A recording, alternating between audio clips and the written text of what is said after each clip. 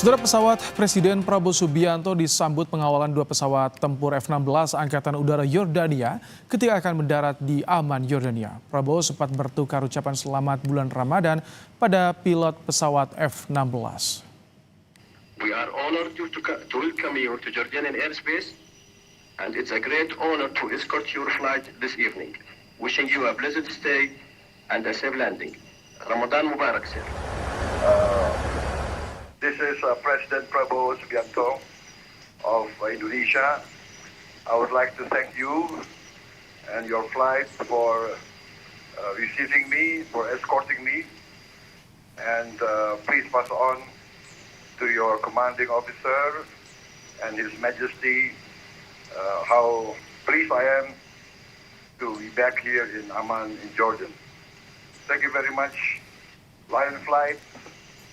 This is Indonesia One. Once again, Ramadan Mubarak. Wish you all the best in this holy month.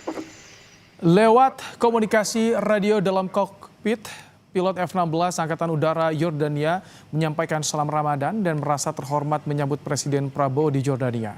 Menanggapi sapaan itu, Prabowo menyampaikan apresiasi dan rasa terima kasih. Pengawalan udara ini menjadi simbol kehormatan dari Presiden Yordania kepada Presiden Indonesia dalam lawatan resmi bilateral Indonesia dan Yordania.